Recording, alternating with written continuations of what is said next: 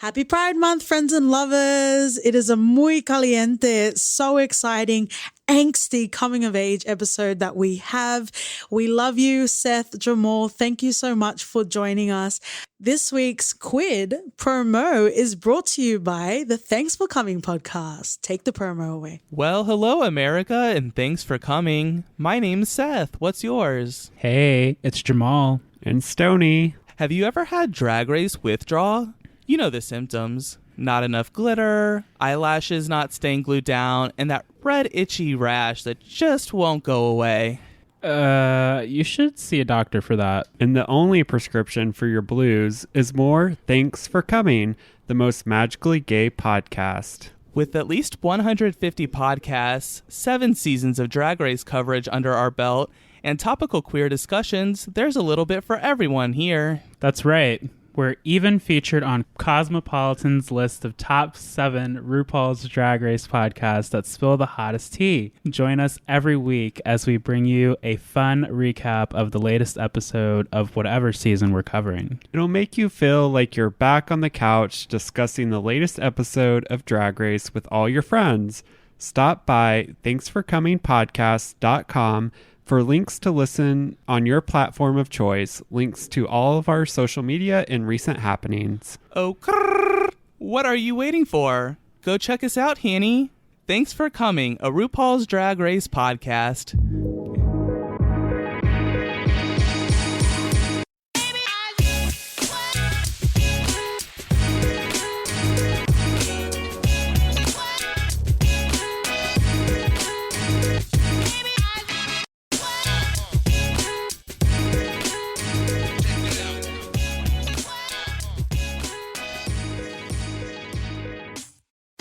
Happy Pride, friends and lovers. Welcome back to the For Your Reference podcast. Unclog your whipped cream nozzle and treat yourself to additional ribbage as we evaluate our cherry situation with the film Edge of 17. You got your host, Katie. And Doti. And we couldn't do this film, we couldn't do Pride 2021 without the most delicious friends and lovers. Would you like to introduce yourselves? Hey, it's Jamal from Thanks for Coming Podcasts. And it's Seth from Thanks for Coming podcast. Thanks for coming in. Thanks for coming on. We really love and appreciate you. Would you like to share a little bit about your podcast? Sure. So we are a RuPaul's Drag Race podcast. We started covering the show All Stars Season 3, and we're all best friends from college. Seth is best friends. My husband, Stoney, is not here. He's the podcast ghost. He shows up when we have to record, and then he vanishes. So he could not be here, but we're all besties, and we really enjoy the show. Nice. And every good podcast, every quality podcast has a ghost, and OT is ours.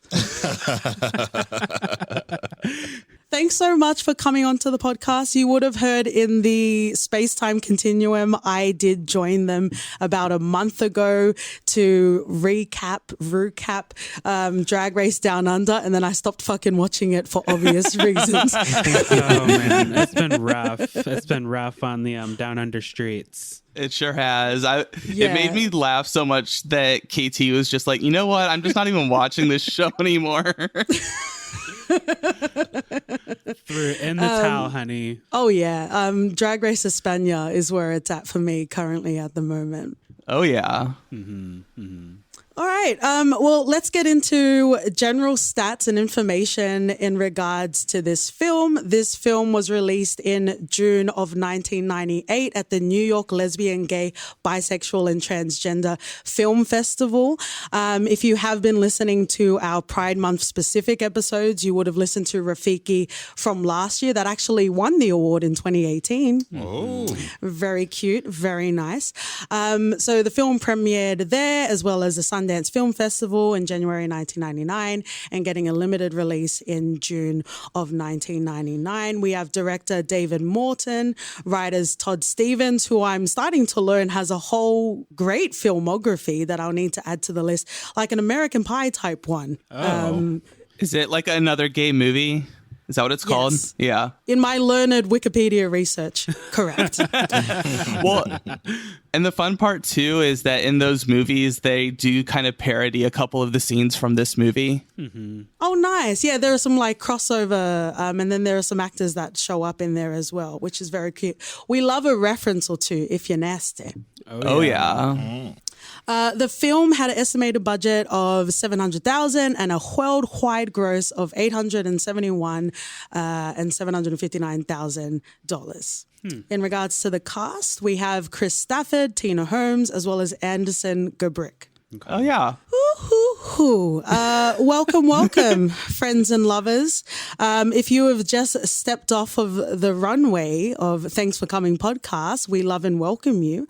If this is the first time you're listening to For Your Reference, just know we deal in spoilers. So spoiler. Otherwise, coming of age, awkward, splooshes. A lot of those, all of those. All the splooshes. Right. So we are going to get into first impressions. I'm very excited. Also, you guys are the first guests we've had for 2021. Oh my wow. gosh. I feel so honored. I know, that's high praise. It's almost like we're breaking the guest cherry. Oh, You know, is the that cherry a situation. reference? Oh, wow. Don't come for my reference crown, Seth, but I love you. No worries. I got more of those, I'm sure. And with our guests, we love to have them come on with a film that they love. So first impressions, I'm very excited about today because we're going to get some information about the film, what it was like watching it the first time, how many times you've watched it, and I guess how much it means to you if it does. Ooh, Seth, do you want to go first? Yeah, I can go first. I saw this movie the first time, I don't know, and I would say within the last year. This is kind of a newer movie to me, and I watched it twice in preparation for this podcast. So I have watched it a grand total of 3 times for those of you doing the math out there. And the first time I watched the movie, I was, I think, more drunk. So it was really like, I don't know. I feel like drinking helps for sure.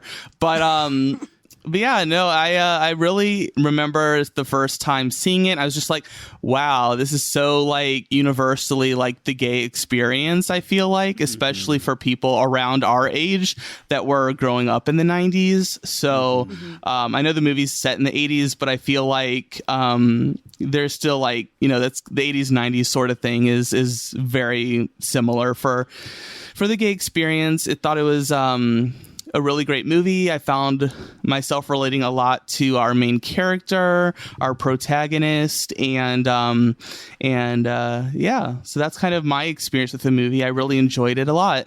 So we did a team vote when we were trying to decide what movie to come up with, and I actually had not seen this movie. And I am all about, I'm the cheeseball of the group. If there's like any hint of romance or coming of age tale and broken heart somewhere, I'm probably going to be on board for it. So we had to do this one. And I totally relate because, like Seth was saying, our experiences and the time frame as far as when the movie took place is very similar. And there are definitely plenty of secret crushes, you know, people you couldn't have, people that maybe took advantage of your feelings a little bit. So I immediately connected to the movie that way and just really saw a lot of people that I know and have experienced throughout my journey from coming out to now across my personal timeline. So I really liked it. Nice. Oti? First time watch. Oh, look at all of our cherry situations. Ooh. At first, when you said you were going to watch Edge of 17, I thought that you meant the Woody Harrelson one. Yeah, there are 2 movies with the same title. Sure. But I really enjoyed it. I think I found myself really emotional at points. And it's one of those movies that I think I'll definitely rewatch in the coming few months just so I can understand it at a deeper level. And just get some of the nuances maybe I missed, because at the end of it, and I'm sure we'll get to it, I was feeling very confused. Yeah. That's a very choice word. So, Yeah. I have to agree with you. in regards to my first impressions of this film, I guess I just want to frame it. I've mentioned it when we covered It. I think maybe it was a year and a half ago now. And also when we covered Secret Society, which unfortunately I had to spoil. But I also don't like when trans characters are the plot twist. So anyway, I always get I have my trepidations when I'm watching something that has queer or gay characters that are leads or side characters, because I'm worried that they're going to get hurt and hurt unnecessarily. Yeah. But Seth also recommended this film, so I felt like we were in loving good hands. Boy, were you wrong. But I really enjoyed I guess how personal the film felt. Like a lot of the time, films can feel like journals. This felt like someone sharing and telling their story to me. Mm-hmm. There are some things that just felt so natural without me having the frame of reference. Just the way that Eric tried to navigate the world as well as himself. It just felt so real. Like it didn't need to be told to us, it was shown to us. And I think there were a lot of moments that, even though they were sad, it felt like it was coming from a place of realness. Absolutely. It felt very authentic, the story. Definitely. It's like, there's some things, especially when you watch the movie now, there are definitely some parts that are problematic, of course. But I know that like currently in the current climate of the world, that it's not, a lot of the things are inappropriate, but I think it's really important when you watch the movie to understand that this is unfortunately the queer experience. And it's like what KT was saying, it's real. It feels real, and especially like back in the early 90s or in the 80s. Actually, this movie takes place during the AIDS crisis, but they don't even really acknowledge that at all in the movie, except for just saying that to make sure you wear a condom. Yeah, I caught that too. Oh, and there was like a little AIDS banner where they were walking at the diner. Oh, okay. I missed that. Yeah. Nice pickup, OT. Are you a film podcaster? Kind of. How dare you? I thought all cherries were created equally. Yeah, he plays one on TV. So we're going to get into themes, which inevitably would also, encapsulate the characters. I would implore everyone to continue listening. We've already put the spoilers in there, but I would put a trigger warning in regards to rape and consent, because there are not a lot of instances, but there is a particular scene in this film that can make people uncomfortable, albeit reality and a part of learning. It's also very uncomfortable. So we just wanted to put that trigger warning there. In regards to the themes, there are a couple that I am interested in talking about, and feel free to bring the film into it as well. But I just wanted to talk about the genre of coming of age love stories. I wrote coming of age love _stories before I watched the film. So I think I'm not sure how much of love is in this particular film in a wholly fulfilling self and all encapsulating love. Yeah. But I wanted to talk about coming of age love stories and queer gay representation or lack thereof. Yeah, okay. Definitely. I think I think that you could still call this a love story. It's unrequited, but it's still there. It's kind of like the traumatic the love you're not going to get back experience. Like when you're new on the Rainbow Road, taking your first steps, you don't know what the hell you're doing. You have an idea of what you think love might be, or you're just really excited about somebody, but you think that's love, and you get yourself in all these kind of sticky situations. So unrequited love is definitely definitely accurate, because the rose colored glasses are definitely on, and they wear their sunglasses at night. Yeah, definitely. But in the movies though, I think they're with queer representation. I feel oftentimes that when there's queer representation, they're either at like the butt of the joke, or if it is a love story, then there's usually like not a happy ending. Yeah, we don't really get to celebrate our love ever. And also, we're seeing the lens. This is just kind of like a white American cis male going through their experience. So, of course, we can get into the nuances of seeing different types of queer experiences. But I think generally the emotions and what the character is going through, it could be pretty broad and spread across the community for sure. Do you feel that it's important to have coming of age stories, especially at such a formative time? And I guess now in 2021, there is a lot more sort of representation that we see now. Do you feel that it is more important? I'm asking a fucking 60 minutes question. It's obviously very important, but I also want to hear you talk about it too. Journalism, not is mine. I think it's important to see all of the experiences, as many as you can anyway, especially if you're a minority in the country or around the globe, really, because it's different everywhere. I always say it on our podcast, there's not one way to live the Black experience, and there's not one way to live the queer experience. So the more examples we see, the easier it will be for people to kind of casually educate themselves and just even open the door to learning about people who are different from them.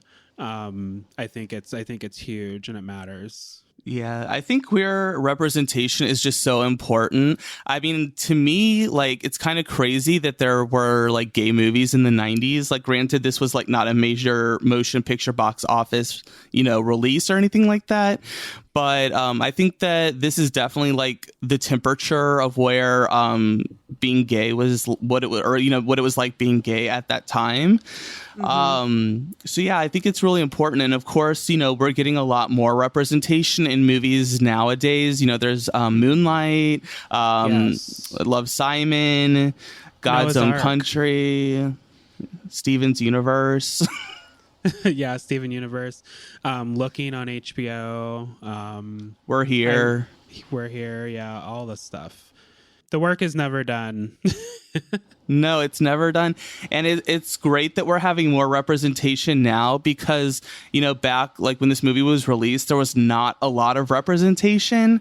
So the experience that, this main character, Eric, had is very much like kind of what you had to do you just kind of go and figure out on your own. Like, there's no real guidance. They're not going to teach you in school about, gay sexual health or things like that. So it's all sort of like a what do you call it? Like a it's all just sort of like, just trial and error basically. So I think that the movie like very accurately portrays what it was like to be gay back then. And it's like you're not always going to have the like gold, red bow wrapped experience back then. So I think that this movie does a really good job of portraying that. And I think that's a great segue into the next theme that I wanted to touch on. And I guess I'll bring up Dan Levy's Schitt's Creek. And we talked about it, I think, in Happiest Season for our Christmas episode, because it was a bit confusing to me at first because, again, I was like very worried that we were going to have unnecessary sort of pain, because I know there's natural pain and struggle, and I get that. But sometimes it feels like they introduce gay characters just to like hurt them. Right. Yeah. But I'm glad that in Schitt's Creek, but it was kind of, at first I was a bit confused why they didn't touch on that sort of pain. And then I'm like, oh, this is what it feels like to have a happy story. That's right. That's exactly right. You're always kind of expecting something to go wrong. Like something is going to happen and they're not going to last. They're not going to make it. Someone's going to get killed off. I was pleasantly surprised with Schitt's Creek with that storyline as well. We're actually rewatching it because Stoney has never seen it. So he's getting a kick out of Moira and David so far. It's absolutely a great show. Sex Education is one of our favorite shows. It's a Bretonian Netflix series. Gillian Anderson is in it, but they have some gay characters in there, and they unfortunately aren't impervious to bringing a lot of pain to the gay characters as well. So it's like it's that push and pull of where do you have that sense of realness and speaking from a world of truth, and where are you just doing it unnecessarily? I spoke about Rafiki earlier, and that film, if you've listened to our episode, if you've watched the film, homosexuality is still illegal in Kenya.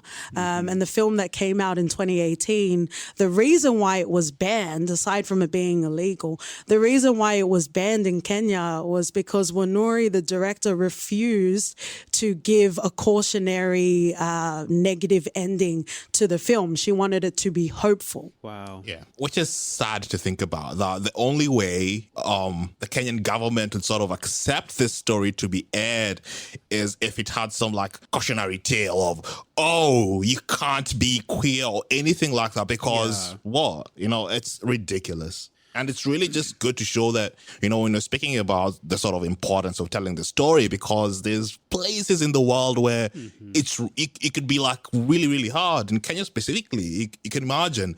My parents never talked to me about sex or anything like that. I had to learn about all that shit on my own. And you can imagine someone who's transversing this sort of boundary where you're like, oh, it's illegal to add on top of that, and sort of cultural mindset. Yeah, so it's really good to sort of see all this coming out and everyone just enjoying and knowing that love is love. It doesn't fucking matter. That's right. I got a bit confused because I was trying to do research before watching the film, and I had to stop because a lot of the reviews had spoilers in them. But one particular review said that they were happy that this film, the film Edge of 17, had a happy ending. And I guess it did. Sort of, yeah. Albeit crawling through barbed wire. We did kind of get to a hopeful ending, but that kind of got me excited to watch the film. We were actually watching an MTV challenge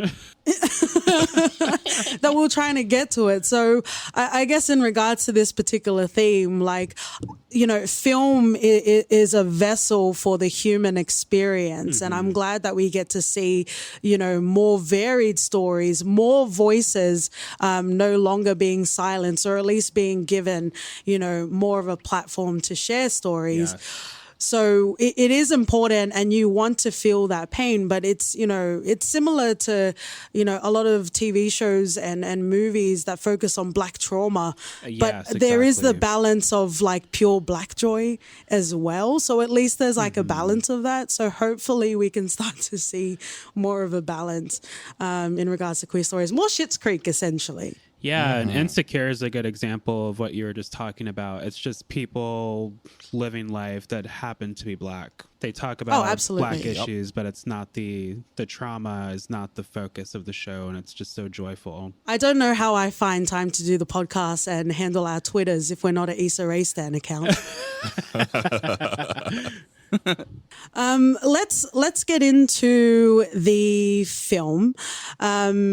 I wanted to firstly focus on the, I guess, in quotes, coming out scene. I would kind of argue that this is a coming out movie because not just Eric within himself, but also the way that the world and especially his family treat him, it kind of became a coming out movie as opposed to a coming out scene because the way people were treating him or informing him how he should or shouldn't be.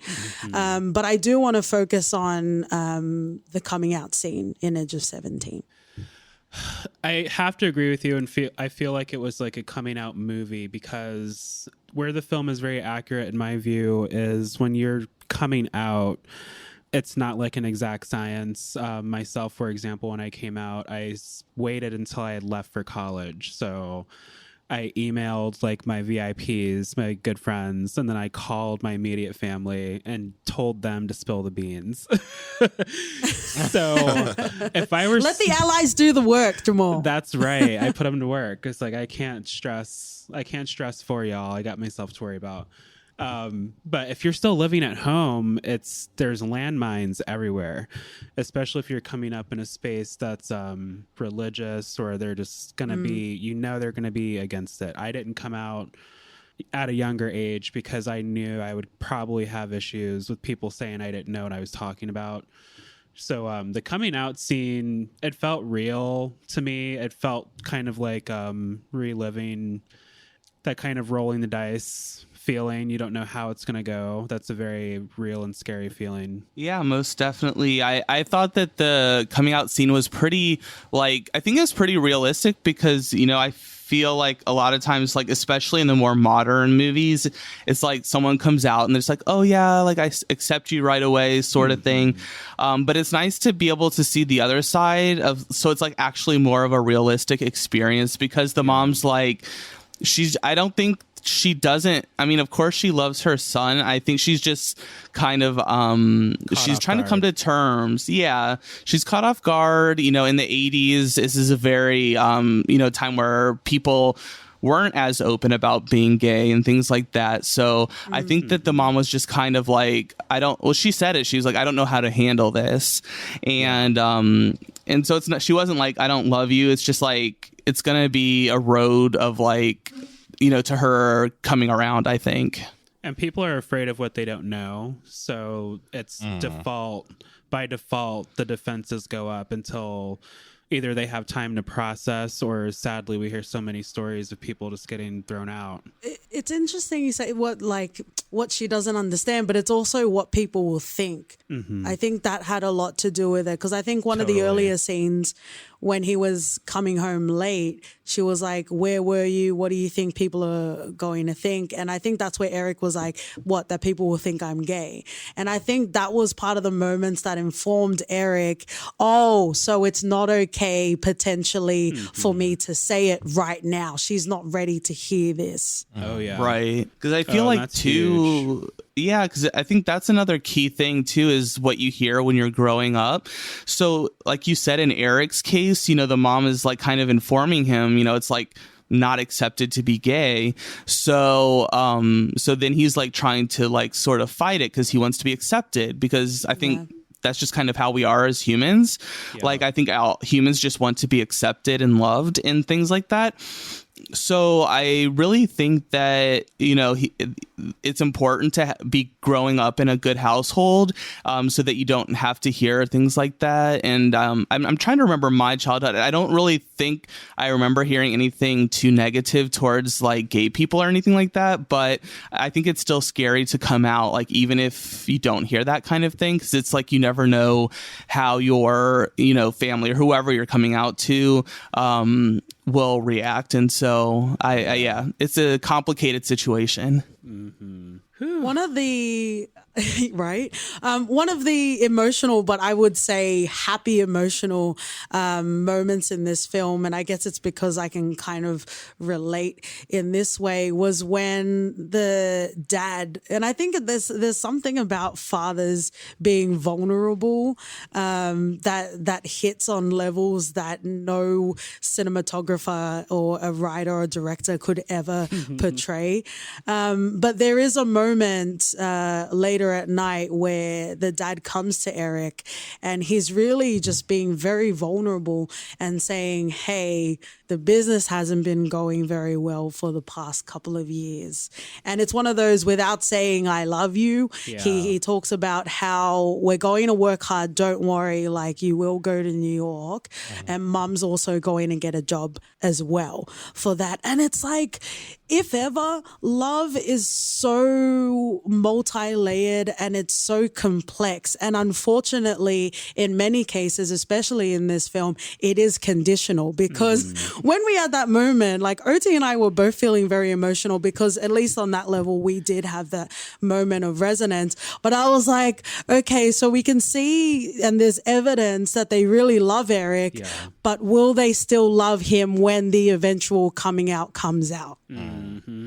Right, because then the mom, like when she finds the matchsticks with the gay bar on it, and then she you know, she's like I'm quitting my job, like you're not going to New York or whatever. So I mean, it's like definitely conditional. It can be. It always comes back to the ego, and it's something that I've had to tell my own dad. It's like, you know, this isn't about you. It never was. So the sooner you get over yourself, the sooner everything will be just fine. And that's what a lot of old school parents, especially, it's hard for that to click right away. And they don't like talking about their feelings. So there's that part too. And just blindly like accept and follow and obey whatever they say. Oh yeah. It was one of those moments, and it's something that I will never understand. And we don't have children aside from our fur baby. Yeah, motherfuckers, if you get annoyed by saying fur babies, that's this sort of podcast. But yeah, so like we don't have children, but I will never understand, in quotes, but genuine quotes, loving your child. But then the moment potentially it's not necessarily part of the heteronormal experience, then okay, I don't love you. Like, how does that, like, how do you untether that? It's very like, I give you life, I can take it away. Like, how dare you? I'm going to quit my job so you can't go to New York. Okay, I'm just going to like hop on the bus and become a sex worker. It's fine. Yeah. Like, the people are going to live, and that's a lot of the times that's missed in these moments. I mean, they're just reacting. They're humans too, I guess. But my eyebrow does go right. up. Well, and also too, you know, growing up being a part of the LGBTQIA community, I feel like it's very much, you know, family. A lot of times people are like, tell you that your family is whoever you choose to be around you. So there is that aspect that could be interesting to kind of like bring into this conversation, because it's also seen in the movie because, you know, Eric is at the job, and his boss then is, you know, opens a gay club, which is where Eric is going. And the Fruit and Nut. Yep. So then this, you know, she becomes like sort of like a mom to him, because she's being, you know, very open and trying to give him, like, bring him into the queer experience. You know, she's like, here's my friends. This is a drag queen. You know, when there's issues, you know, with his, you know, guys that he's interested in, she's always there to listen and give him advice. Yeah, he fucked up with Jonathan though. Like, girl, please. You don't. What about Jonathan? I would have. Let's unpack this. I would have made sure that happened. He was like running out of the club because his friend was having drama. I'd be like, girl, that can wait till tomorrow, because this piece over here in the all white, he's got to get it. Jonathan was there at the end though. He did come back. It happened back in the end. Yeah. But in the moment, like, while we're talking about like handling one's trauma, like also like in your coming out process, if you do have a little escape of happiness, you still find yourself somehow walking on eggshells for somebody else, especially if you're bringing someone else into your world. It's, you want them to have a good time, but come on now, girl, manage your feelings. Yeah, it was kind of a complicated experience between Mags and Eric though. Oh yeah, it was. Can we talk about, let's do it. Like, let's talk, because I wanted to talk about them, but let's do it now, because there's a lot to unpack, and I have a lot to say in regards to Eric and Maggie. And I think it's also something that we see a lot in, you know, films and TV, where I would say in most cases it is a gay male character and then a straight female character, and for whatever reason fair enough, she doesn't realize, or, you know, they're all on a journey and she's pining after him. And that's exactly what we're seeing with Maggie. One of the notes I have is, well, I guess one of the first sort of cute scenes that we see with Eric and Rod is when they go into the freezer and they're eating all the pies. Oh, right? yeah. Mm-hmm. And then she comes in. So I made a note saying, not only is Maggie a cock block, but she also doesn't get it. Like, she don't get it. She's never gonna get it. And because never gonna get it. He's not that. I think into it's you. also in general, I don't like the feeling that people feel that someone, especially their friend, is obliged to them. Like, you're not obliged to their romantic feelings. Right. And that was bothering me about Maggie, even though I do feel like she got like unnecessarily hurt later on. Yeah. But I want to start at like the start of their friendship where she I don't know. I just don't like, it's kind of like when you feel, well, when I have the presence of like a straight man and you can just feel his boner rubbing up against your backside. Like, you know what I mean? Yeah. Like, I just didn't, she was doing the same thing, but she was just a woman. And it bothered me. She was definitely managing their like reputation, even when she let slip that they had like did they actually hooked up? I was confused about that. No, they just made out, but she said they went Okay. all the way. And that was a very like locker room thing for her to do. Yeah, and that's what I thought. So I remembered right. It was like, why are you out here just fibbing all over the place? Like, what are we getting out of this? You understand the peer pressure of it all, but consent maybe, I don't know. Yeah, I mean, I also do feel kind of bad for Maggie though too, because she gets kind of fucked over in this movie a lot. Because I mean, to be fair, like I feel like Eric was kind of the one that initiated like to take it from friends to beyond. Yeah, he did. Because he's like, oh, like kiss me, and like, I mean, I don't know.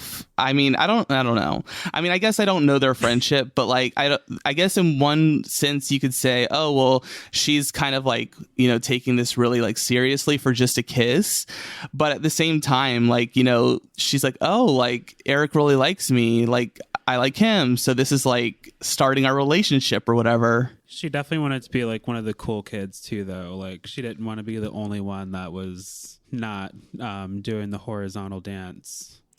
I guess speaking on behalf of straight females, like you kind of need to own your sexuality. And in that case, like if you haven't done the deed, then you haven't done it. But also, sexuality starts before someone else. So why don't you flick your own bean and mind your business? But do you remember when you're in high school? Like, there's that veneer as well. Like, Maggie, I agree with Seth, was sort of jacked around in this movie a lot. Jacked around. That's a very choice phrase. And it's sort of, I felt sorry for Maggie at the end. At the end, yes, but I'm talking about the start. Yeah, she did. Eric led her on, I think. Do you remember your first kiss? Like, it's, I remember that, and I thought, oh, mate, we're going to be a couple. We are essentially married now. But okay, so like the men. no, because so OT, we talk a lot about OT having black tack. So like, even if something isn't good, he'll say it's good or he'll give it some graces. I feel like I have queer tax because I feel like Eric was and we're also talking about moments where Eric is talking to his mom and his mom's not accepting him, so he's trying to play a role that he thinks he has to. Yeah. But I also don't like that it included Maggie, who's a real person that has real feelings. But I kind of just let the kiss go because I'm like, he's trying to be what he knows he isn't, but what the world wants him to be. And not just the world, like the people that should be on his side, like his mother, essentially.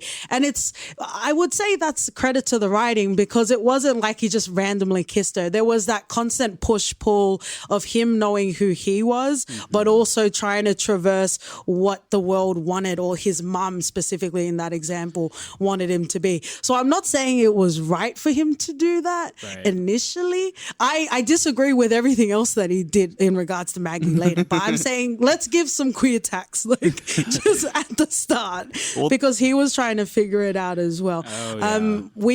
We covered Michaela Cole's BAFTA winning I May Destroy You so good. not long ago, right? And we have Kwame's character.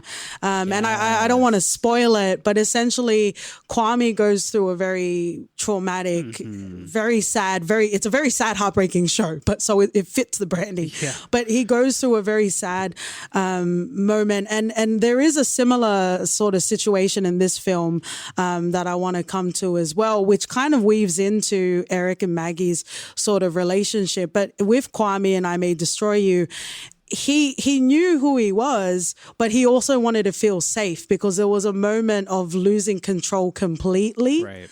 And he felt like he needed to have, that sort of safety. So I'm not necessarily saying what Eric or what Kwame did is necessarily right, but he wanted to feel safe. He wanted to have that control. He wanted to own that again. So I guess just coming back to the film with Eric and Maggie, he felt that he wanted to be safe, but OT and I did have a problem, and we're going to come like further to the end in regards to Eric and Maggie. Was when kissing is one thing. Yeah. OT, don't listen.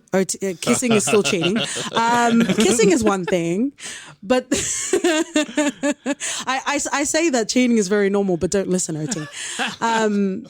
But then they actually had sex. Yeah. And that was many steps. And we also haven't talked about, the club scene, but I just want to focus on them having sex. And OT actually had to remind me that she was a virgin. So her virginity was taken. Yeah. Right. Yeah. At that moment. So it wasn't just sex, but also like I get that Eric was going through a lot, but also the time in which he chose to tell her, hey, maybe I wasn't really feeling it.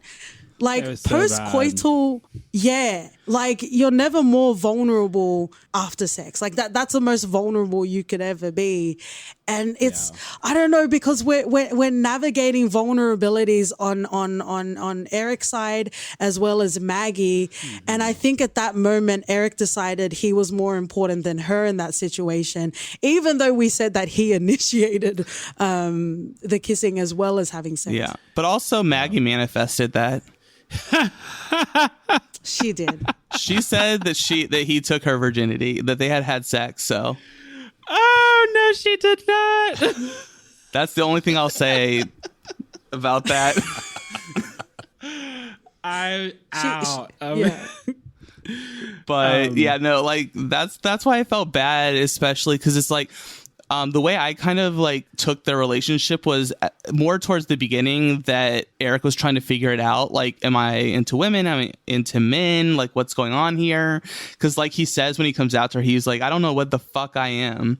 So to me, that's why I think that Maggie got fucked over, because I think that Maggie like what she's kind of like the innocent bystander. She's like, oh, this guy likes me and I like him. But if on Eric's side, it's more like him exploring and trying to figure out himself. Right. And you should not bring anyone into your own bullshit. Like, it's definitely not fair. And she did get fucked over that way. Absolutely. Yeah. Yeah. I think also at the same time, like whether knowingly or not, she started to genuinely fall for him. So as fun and as cute as it was, coming to the scene where Eric tells her to come to the bar and then they'll meet. She's like, oh, I'll meet you there. And I think we all realized what was going to happen. Yeah. She's really cute. Like I loved how much effort she put into like the first party that they were at. And then like when she was coming to the bar, you could see that she put like a lot of effort in. Oh yeah. Which is really cute. And like even then like is a very vulnerable moment because she's putting herself out there and she's doing it for Eric. She probably would have felt less vulnerable if she left that necklace at home. Because she would have got the pearl necklace there. Or Oh yeah. Yeah. Yes. Eric got his pearl necklace that night too. Twinsies. Oh my God, matching. But there was a lot to, I guess there was a lot was to cute. untether in regards to Maggie. Yeah. But you could genuinely see, well, I guess even like the first time when he's like, I don't even know what the fuck I am, I like boys.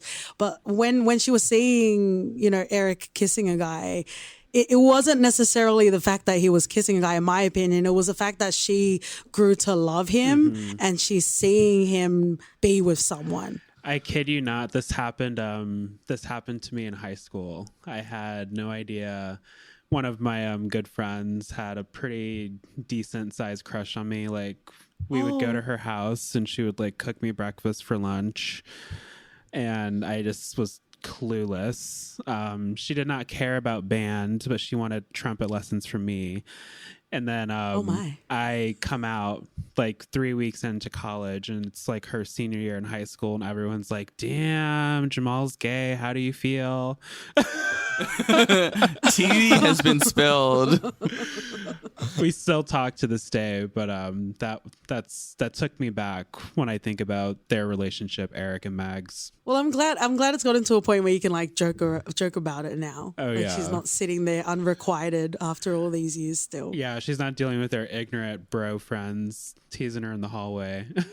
Speaking about ignorant bros, what about that party? What about that house party where Eric was like, you could tell it was not Eric's scene at all. Like they couldn't have like set that party scene up any better to make it clear that he was not to be there. Oh yeah, it was not going down. First the music was bad, and then the booze or the vitamins kick in and the real emotions bubble over, and they were not here for the fairy dance. No, because Sad, Eric thinks he though. found the other gay at the party, and then he ends up being like completely embarrassed when maybe this person is gay and just isn't out, like, or whatever, like kind of like how Eric is. But yeah, it's like there's like so many traumatic things like that, being gay, and it's like, it's like you have to take a risk, I guess, and it doesn't always pay out.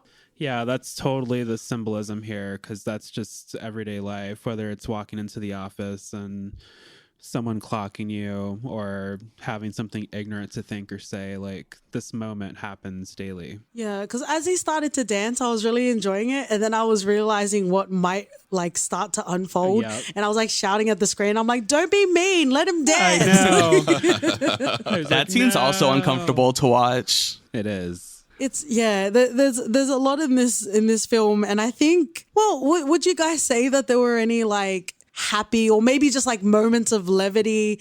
Because I know, Seth, when we were like DMing about this, and I talked about the fact that someone said it was a happy ending, I think he said something to the effect of, it's just a depressing movie, and when it's not sad and depressing, that's where the happiness might be. I'd have to... there's not many, but what I will connect with is kind of just the fleeting moments and the early parts of meeting a new guy, or in the film, early parts of the hookup with Rod, like before he turned out to be an asshole. Like that scene specifically where they were kind of undressing each other slowly and just exploring each other. That's huge when you're a queer person and you found somebody to kind of have that moment with. So I kind of felt the excitement for the character in that moment, because it's like, oh, I can't believe this is happening. All that cheesy shit that you're not supposed to think and say out loud. Yeah. Can we talk about the sex scenes? Because they were beautiful. I love them. Well, not all of them. Well, there was yeah, that one. Minus the bad one. Yeah. Well, I guess from Jamal's example where he's having his first sort of experience, we haven't even talked about Rod, which is interesting. Yeah, we have to talk about how Rod fucks over Eric. So Eric's not like just this evil person for screwing over Maggie. Like, it's kind of like the circle of screwing each other, of getting screwed over. That's true. You take on your abuser's habits. I wanted to talk about the sex scene, but then it got sad. Let's talk about we sex, can baby. talk about Rod's fuzzy peach. I love a fuzzy peach. Yeah, this is definitely before. This is like back when everyone was not like shaved. I'm here for it. I appreciated it, and I guess just from the sense of, contributing to the tapestry of queer cinema as well as just cinema in general, it was nice and it was beautiful to see this scene. Like, I loved seeing this scene. American Gods has my favorite guy on guy scene, but this was also very nice as well. I still need to watch American Gods. I hear good things. Good things, and then it tapers off because they fuck around Orlando Jones, and we're not about that. Just watch the first season. Got it. I trust y'all. But I think, like, we talk about representation, and I like that we have movies that go there, and it was filmed in a very intimate way. It's so easy to bring a lady on the screen and like shove her tits in the lens. But it was nice to have, and it didn't feel gratuitous, and, it felt very lived in. It felt like there was a lot of embracing and a lot of love in there. Obviously, before we get to the more problematic sort of sex scenes, it was nice to live in that moment for a little while. Yes, I feel the same. Yeah. Also, too, like, I think in a lot of like the gay movies, they don't often show the sex, but it's just usually implied. So I like that it was actually shown not in a pornographic or more graphic way, but it was just two people having sex. Yeah. And it was beautiful, and it was allowed to be beautiful. Yes, give it all to me. Yeah, but I didn't like that Rod would be like, "Hey, little boy." That upset me. That was creepy. Yeah. But even the mom would say, "Hey, little man," and I'm like, "Is this a little thing?" Like, he doesn't seem that little. I don't get it. Yeah, like I didn't understand. Yeah, because when he kept saying, "Hey, little boy," and I'm like, "Okay, that's a bit." I don't like it. Right. He It might as doesn't well feel have a good. lollipop in his hand. Yeah, or in his pants. Ew. I'm sure he did down there. I want to talk about Rod. I want to, unfortunately, talk. Yeah, I hate know. Rod. But because it's like, even though it's not really a relationship, but like sexual interactions, like, they can be for the moment, and I'm not talking about later on in the film, but like, you come across people, you stumble into other genitals, and you get to know yourself, you get to know other people. And I loved seeing Eric see Rod unapologetically be himself. I think there was some strength in that, and I think Eric, like, he wanted to feel that sense of being in his own skin. Yeah. So even though he wasn't forever, I do feel like Rod, especially at the start, was for a moment. I'd agree. I feel like in the beginning it was like authentic and playful. You can tell that there was a curiosity there, especially another thing in the gay world, whether it's malicious or not. There's kind of, well, I say malicious or not because there's always that curiosity and there's the hunt is what I'm trying to say, like getting to know the other guy, what the person's intentions are. You're not going to know, of course, right away. But for Rod in the beginning, I feel like there was a lot of that. Who is this new kid? They're not out. There's this rumor going around that he's smashing with the ladies, but you have a sixth and seventh sense as a gay person, so I like seeing that in the beginning with Rod before he went sour. See, I have a completely different view of Rod. Ooh. Rod is a dick. He just said what he thought that Eric wanted to hear so he could get in his pants. Like, because he already had a boyfriend. He was like, oh, we like sort of broke up or whatever. But they hadn't broke up. True. They were dating. And then he cheated on his boyfriend with Eric. And I feel like when I was first, exploring everything, that I was like Eric, and I was like, oh, we like slept together. You must really have feelings for me. And that is not the case. And guys are evil. And I hate Rod. Do you think the pie scene was real? I don't know, girl. Even if it was just the thrill of the chase, do you feel that part was real? Or that Like- doesn't count as real. I mean, I guess that could be considered as real, but also, you know, he's like very clearly, Rod is very clearly trying to pull in Eric. So I think, in my opinion, I think Rod is just seeing someone he wants to be with and is doing what, I mean, I'm not saying he's like completely this evil person. Like, I'm sure he was like, oh, like this guy is like fun or whatever. Like, you know, Eric's fun guy. But yeah, I think I think he was just like had one thing on his mind. You think Eric was his conquest? Yeah, especially too, because it was just so like, to me, it felt so dirty because Rod was like, oh my gosh, you would make such a great boyfriend. And then like they hook up and then he's like, bye. Oh, yeah. Yeah, actually, Yeah. when he said that during the scene, I'm like, that's a very commitment-y sort of thing to say. Like, he didn't say, "Oh, you're so hot." Like, he was talking about the potential of having a relationship. So it did kind of add to the fantasy, and I guess also the excitement that Eric had that it was going to be something. Because that's what Eric wanted from guys, but that he couldn't get that from guys. I see it. Because then also too, like, I don't know if you're ready to talk about the uncomfortable scene, but like even then he was like, Rod's always like, oh, I always liked you. And it's like, no, you just want to have sex. And he was drunk too. Yeah, both of them were drunk. So, It's you know, tricky of when course, you're that fresh out of the closet too, because you're not taught how to handle these scenarios, and you don't really come into your gay superpowers until much later in the experience. Yeah. Well, you're right, Seth. Let's talk about it, because there's so much that is leading up to this scene, but even within the scene in and of itself, Eric at the core of this film just wants to be loved and love himself. Yeah. Like that's what we're trying to work towards. That's what the goal is. And there were moments where I'm like, don't, because I think he was going to look for Jonathan. Yeah. And then he very cutely came by and was cheekily like, oh, Rod's the name I'm looking for. And I'm like, oh, don't do it. But then it's a very human emotion to have, I guess, closure, if that's what you want to call it, or you just wanted to feel good and you just wanted to feel in that moment.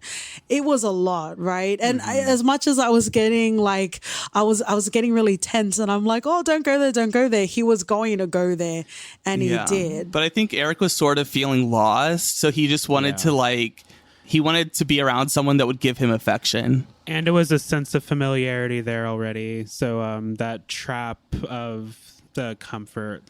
Yeah, because Rod definitely manipulated Yes. Eric both times, I think, in my opinion. Yeah. I think because he's like telling, oh, like you'd be a great boyfriend. Oh, I always liked you so much. And so Eric thinks he's going to get the experience that he wants. And he did not get a great experience for his first time either, just like Maggie. Ooh. Cute. Nice. Nice tie-in. So I do what I can. everyone is but yeah, because I think even when we're talking about the actual, like, I would call it rape, when we're getting into that scene, you know, it's not zooming in, but it is quite close, and you can see visibly that Eric wasn't okay with this. And even leading up to that, he was like, I'm not sure, which, you know, That's not a yes. Right. yeah, a yes is a yes. Everything else is not a yes. And you know, even when Rod was like, "I want to fuck you. Can I fuck you?" and they were getting into that moment, you could just tell, like you could tell He wasn't Eric wasn't ready. okay, but Yeah. he was still wanting to be loved and accepted, and he didn't want to leave that particular space. Right. But he also didn't want to be fucked either. So what do you do? One step at a time. But yeah, what are you supposed to do in this moment? Yeah. If only Definitely, he thought... because I was just gonna say, because you can even see, like in the scene too, Eric like definitely checks out. Yeah. Yeah, and it wasn't one of those like, I don't usually do this. Yeah, right. Not at all. And I think zooming into like his face, you could see he was really uncomfortable, and he was just waiting for it to be over. And I don't know. I guess also at the same time, it's there so people know, and hopefully it can help. Those sort of behaviors that feel very casual, but they are very serious in nature as well. Oh, yeah. Yeah, I feel like this probably happens a lot in the LGBT community. Like, I'm not saying it's right by any means, but I'm just saying I feel like a lot of people's first times may be similar to this. I'd agree. We were all new spring. We're all fresh meat on the queer market at some point, and the creeps that try to find their way to you. It's a journey. Definitely. Because, like, also, too, like, I guess just to relate this to the movie, like, I feel like the reason why I relate so much to Eric is because, like, I sort of had, like, a similar experience where, I met a guy that I liked and, we went on a date. He was going to sleep over, and then, I lost my virginity. And so then after that, like, he lived like an hour away from me. So I was driving him home, and he was like, oh, like, do you want to be my boyfriend? And I'm like, oh my gosh, like, this is what I've always wanted. It's all happening. Like, we had sex and now he likes me. and so then, like, literally, like, I think it was like within the next couple of days, like, I'd always text, I would call, kind of like what Eric was doing, and I would not get responses and things like that. And so, like, I feel sort of like the similar experience where it was like, oh, like, I thought you liked me though, like, and I thought all these feelings were there, and then you're just sort of like brushed to the side, like how Eric was as well. Sheesh. I'm so sorry. Yeah, that's sad. So yeah, it's like, it's not these experiences that, like, you see in the movie. I'm not saying it's like these are good situations, but it's just so realistic to the LGBTQIA experience. And there was also another scene where I don't remember the fellow's name. I don't think he had one. The Poppers, the Popper fella. Yeah. Because he looked considerably older, because we're in the realm of like coming of age. So Eric's in high school, and I think even like he was joking to Jonathan later about being jailbait. But with the Popper guy, like, that felt very like, I was like, oh, he seems like a bit old. Is he like going to try and take advantage of Eric? And then we see, all of his newly formed family watching. So I'm like, okay, so maybe he is in a safe place if they're just watching, because surely if he was in danger, they would stop him. I had the same thought. I was like, where's Angie? Angie, step in. Because they all made a face when they walked out of the bar. Yeah. It's like, if you make that face, shouldn't you do something? Right. Or is it just more of, it's your Johnny, Eric? I was looking for someone to snatch him up, but I had that same feeling. Just like they adopted him as like the little bird in the nest. So they're definitely like watching out for him, but who knows? They're probably like, just let him go and see what happens. But I'm sure they were keeping an eye on him. But why did Karen have poppers? Like, this doesn't seem like an in character for Karen. Maybe she heard the word on the street. You guys, I heard about this new thing called poppers. Have you heard about it? I heard Karen's move in mysterious ways. That's true. But yeah, so it's like, I mean, then, like, and again, like, in this, like, situation, Eric is again manipulated because, he's given these poppers, which, like they said in the movie, it makes you horny. So really, Eric just gets fucked over, I guess, just as much as Maggie does. Yeah, because all he knows is he's having a new experience and he's having fun, so he doesn't see it for what it is. And to go through so much, like, hiding and having to pretend with your family and then getting accepted into your new family, but you're still getting fucked over, it's fucking sad. Definitely. It is. Yeah, it's a bummer. And also, I think one of the themes throughout this movie is music and things like that. So I feel like that Eric should have known that Rod was going to be bad for him because he liked Madonna, and Rod was more into like new wave, or Eric was more into new wave. Like a prayer, bitch. Yeah, he needed several prayers. You were talking about the music in the film, and I want to come to that. From what I could see, I don't know if it was like loosely or in any way based on Stevie Nicks' song, "Edge of 17." It was interesting that this wasn't in the soundtrack, but maybe it's like a money thing. But even the Mickey, I think the Mickey song and them singing in the car, getting ready to go to work, like the music did well to frame the film. And I thought I heard you say, Seth, that you have a podcast called Treble Treble that covers music. I thought I heard you say that. Well, it's technically there.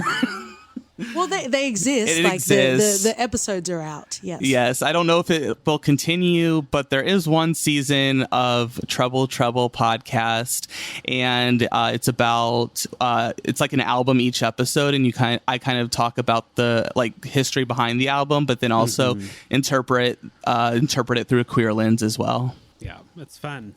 But yeah, also too, like another interesting part of the music in this movie is, when Eric goes to pick up the record and you can see like the little pink triangle on there on like the back of the album cover. Cause I think wasn't like the pink triangle, isn't that like what was used to like designate someone as a homosexual like back in the day? Oh. I don't remember, like, in the concentration camps, maybe. I do remember that in Jojo Rabbit, which is a film that we don't care for, but it was a fun, shouty recording of an episode. But yeah, there were pink triangles on Sam Rockwell as well as Alfie Allen, Lily Allen's brother. But they had pink triangles on their uniforms. Yeah, so I'm pretty sure. So you see that and you're like, oh, like, and he's like trying to be so discreet about getting it. But I thought it was interesting they included this album, which is by Bronski Beat in the movie, because, this was definitely like a big band back in the 80s, and actually all the members of the band are gay. So I think that's probably also why he was trying to like not advertise what he was getting. But I think it's important that they use that, queer music in the movie. Is that the record he was hiding when the mom came in? Because he was hiding something, and I didn't quite pick up what he was hiding. Is that what? He was hiding? So when like the mom just comes in and she's like, "Oh, like I don't want her to see like this because then she'll know I'm gay." I didn't know what he was hiding. I missed that too. Yeah, he was trying to keep the record so that she didn't see. That's why he was like, one of those experiences when you're young and you're like, oh, they're gonna know I'm gay if I listen to this or watch a show or whatever. And so that's kind of what he was doing. He was like, oh, what, knock when you come in or whatever, says he wanted to be able to hide it from his parents. I turned 18 in high school pretty early. My birthday's in November, so I definitely had a couple of magazines that I had tucked away in special places. I thought it was a magazine too, but I was like, I don't remember seeing a magazine. I just assumed it was. Yeah, I think he was just sort of trying to be discreet because, we saw how the mom reacted. Yeah. I want to talk about, because we're talking a little bit about the music. I want to talk about the looks. I want to talk about the aesthetics. I want to talk about the fashion. I think it's also part of me because I'm a bit confused in regards to the looks, because to me, edgy 80s looks like normal 90s to me. So I got confused because I remember the first time he got a haircut, and I feel like that was supposed to be a very pivotal moment that he's showing, he's living more in his skin. But to me, that just looked like a normal haircut. I thought he was going for the David Bowie look. I did too. Yeah. But to me, I'm so used to looking at those looks. I guess I don't have a refined eye in regards to like fashion and hairstyles. Because when he like dyed his hair blonde, he kind of looked like he had his mum's hair. So I was like, I wasn't entirely sure. Because I know it was supposed to be like an edgy moment, but to me, it just looked like normal 90s like looks. It did. He was giving you lots of good tops, jackets. The hairstyling specifically was very like 80s pop Ken doll, and it fit the aesthetic well, even with the dye job, because people were definitely experimenting with all kinds of bright colors outside of what they were wearing in and outside of the clubs and on the runways, and very experimental and loud was the looks. Right. And also, too, I think, people say, oh, it's like, he's looking new wave and Bowie-ish. But I think, he loves the Eurythmics. He loves Annie Lennox. Yes. And so, like, she has her hair cut pretty short as well. So I think that you could also make the connection that he was sort of like trying to have his hair similar to hers. Because also, too, I'm pretty sure that Annie Lennox would also wear, like, wouldn't always be like in dresses and things like that. She would wear pants and dress more stereotypical masculine. Yes. So I think he's really like following the lead of Annie Lennox, to be honest, and especially like in his big night out where he has his like eyes done, like that's a very Annie Lennox look. I have to agree. I second that. There was a lot of, throwing around references, even like Freddie Mercury, I think Angie uses at one point as well. Like there's a lot of influences that just fit so cohesively into this film. Yeah, I think my favorite shirt, though, was the one where he gets into the fight with his mom and just runs away without his shoes on. I really love that that t-shirt, and I really want it a lot. It's like very much like a punk look. The white one with the squares on it? Yeah, I like it. I liked it. I liked his outfit that I think is on the theatrical poster with the blue ruffled top. Oh, yeah. I did enjoy chain. that. I liked that one. I enjoyed that look as well. That was like his first night out look, where he goes to the party he gets rejected at and then goes to the gay bar the first time. I'm a fan of anything that's dark and flowy too with the hat. It's very like witch vibes. It's cool. Yeah, I just really like the eyeliner too, because I don't know, I like the more androgynous look a lot on other people that I'm interested in. So for me, that was take notes. Yeah, for me, that was very much like the type of person that I would be attracted to. Not the someone a little bit more older and more wiser, of course, but yeah, like, I don't know. I really like that look a lot. And I think that he was definitely serving fashion looks because, we saw lots of different looks. Oh, yeah. I enjoyed the pacing. I enjoyed, because there even when you talk about the eyeliner, there was that scene where he's asking Maggie if put it on me. Like, I like the way that these moments of, not just coming into his own, but just embracing fashion and androgyny in general, like it slowly weaved its way into the film as well. Yeah. And I definitely feel like, oh, go ahead. I was just going to say, I feel like that was kind of like the popular thing at the time, or like maybe just like the start of like the rise of like the new wave look sort of thing with the eyeliner on guys and stuff like that. And it's also it's kind of like his safe haven too, because he can kind of hide behind that while he's discovering his true self, like hide behind the fashions at the time, because we all know if you're a queer kid, it's easy enough to be spotted. So if you're just going along with the fashion, it's a nice creative cloak. Oh, I love that. That needs to be some merch, Jamal, for Thanks for Coming. I hid pretty well when I was experimenting with my fashion, so I get it. Yeah. It's like I was definitely like wearing eyeliner and stuff. Like in college is really where like I started to explore myself, and like I would dye my hair different colors and wear eyeliner and things like that. My clothes just got tighter and tighter. Shorter. Yeah. Oh no. Yeah. I mean, I remember like my favorite, because like this was like also when I was really into David Bowie in college. Like I had this really great like blue glitter eyeliner that I like to wear, and so that was fun. Did you get into fashion much, OT? No, what's that? You're just rocking your bufu? It sounds like me in sports. I'm like, what is that? What is a sport? What's a goal? What's a net? Is there anything else that you guys wanted to cover in regards to the film, or just in general that we didn't get to cover or not in enough detail? Well, I guess maybe just to kind of wrap up the discussion, we should maybe talk about the quote unquote happy ending. Yeah. Like, I think Yeah. that in a way it is hopeful because Eric is truly himself and he realizes, like, I am gay. He comes out to his mom and then he goes back to, like, you know, his chosen family at the Fruit and Nut. And, you know, you really, you know, because then you see how accepted he is back into that scene, like, especially with Angie when she's like, oh, this is dedicated to my very good friend, Eric. Yeah. I guess it has like a nice everything is going to be all right feel, which it's nice to leave on a hopeful note, even though there's a lot of nonsense and very real shit that happened. It has this like this is life vibe. It's going to be fine. Keep going. I don't really know how to explain it outside of that.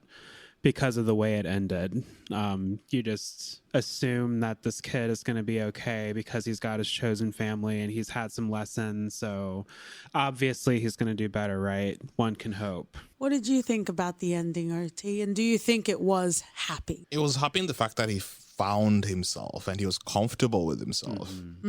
I think it was happy. It was a happy ending, but it doesn't lose its sense of realism. Yeah. And it's also to know that the page will turn and life will continue. It's not like that classic Cinderella story where she's with that motherfucker and they're riding off into the sunset with a pumpkin. And it's like, what happens after that, ma'am? Like, your pumpkin rots and so does your pussy. Yeah, Like, Eric was so lonely in the end.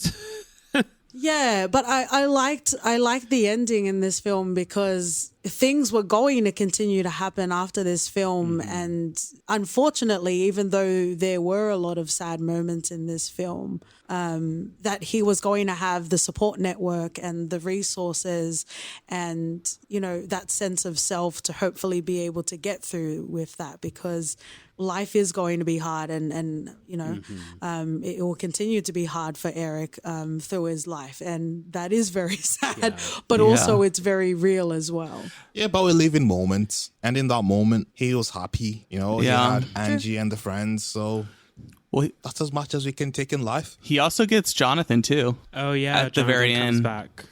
Yes, so the hookup is to be continued, Thank Jamal. goodness. There's still hope there. So there's the hope that, yeah, because he likes Annie Lennox, not Madonna, like that douche Rod. I don't know. I've got the time, but I don't understand the nuance between the Madonna thing. Is that a known? Well, Seth has to explain Madonna's just so pop, yeah. Oh, she's too mainstream. Is that what she's we're like saying? popular and mainstream, whereas, you know, because she like appropriated you know, the black ballroom scene with her song Yeah. Vogue. So Those are yeah, facts. she's very much like popular and stuff like that, and Annie Lennox is more of an alternative artist, I think. Okay, that's fair. And I think that's just the whole topic of like putting on an outfit to live a lifestyle, and then it becomes a trend, even though that's a whole lifestyle. Like it's a whole industry, and there are people that thrive in there. Which, yeah, that's a completely whole different.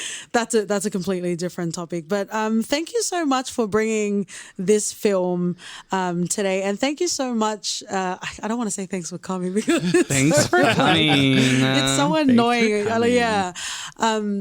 I also liked seeing Leah Delaria in here. And unfortunately, we do this thing where we really like a show, but then when the next season is like not great, we just don't cover it and we don't talk about it.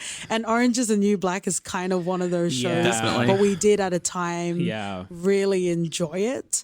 But it was nice to see Leah in this film. I agree. I fell off Yes. of Orange is the New Black too. And also, There's only so much Piper you can take. oh yeah, Totally. yeah, Christ, this white lady. But yeah, I love to see her, like, cause I mean, you can definitely recognize her, and it's kind of interesting to see her as a younger version of herself. But also supposedly Twiggy was in this movie. Really? Really? Yeah, she plays, I forget the character's name, but this is only because I watched the credits. I noticed that she played Marlene Dietrich, who's an actress. But I don't remember seeing fool. that in the movie. but it's in the A credits. full name. Oh, okay. So she must have had some sort of role instead of just like sugar daddy and boy toy. Yeah, she didn't. Yeah, I'm reading the credits. I love that the poodle at the bar with his boy toy.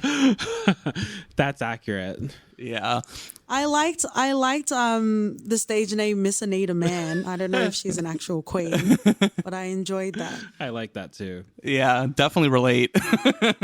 Is there anything else you wanted to cover before we get to the last segment, lovelies? No. I think that's good for me. Oh wait, should we talk about them doing whippets in the fridge? Oh my goodness.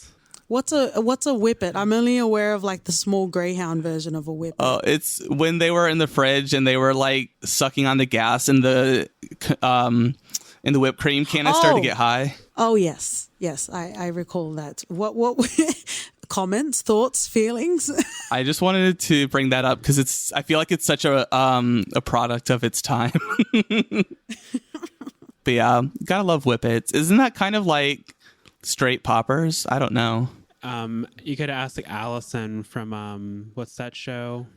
Allison Mossy. No. Oh my God, no. TLC's Strange Addictions, maybe the girl that was like huffing on the air cans. Yeah, I'll ask her. We've literally covered everything today. Yeah, I'm trying to think. Wait a second. Wait for it. No, I'm just kidding. I'm done.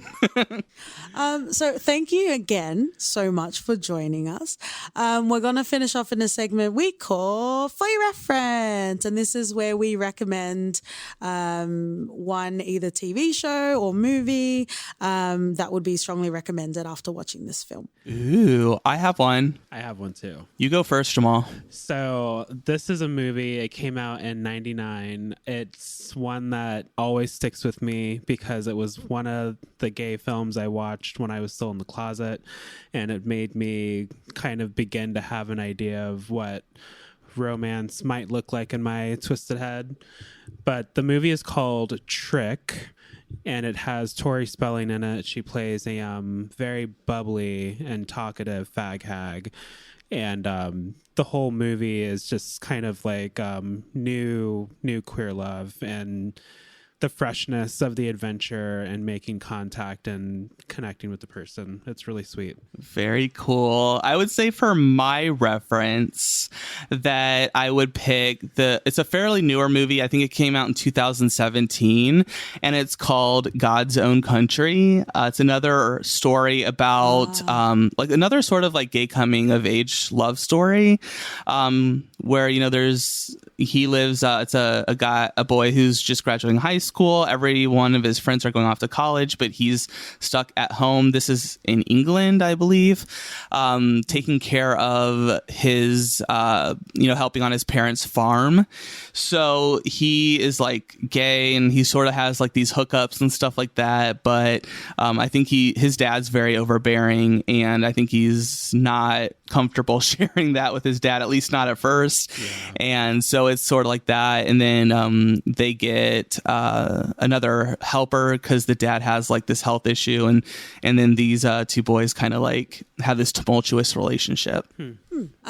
We've got two references. The first one is Schitt's Creek because Yay. I just love that there's happiness in there. But I also feel like Schitt's Creek is one of those shows where it's fun to watch, but there's not really, well, there is stuff to talk about, but it's like you enjoy it and then that's it. So I don't know if we'll ever do a Schitt's Creek episode, but strongly recommend to check that show out. And the other one is also a TV show, P-Valley.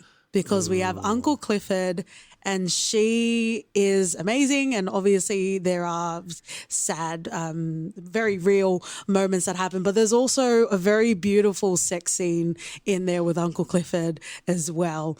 I'm just going to do a whole catalog now. But it's beautiful to have Uncle Clifford as a character and just in general. So those are the references. Where can we find you guys when you want us to find you? Either podcasts, socials, or otherwise.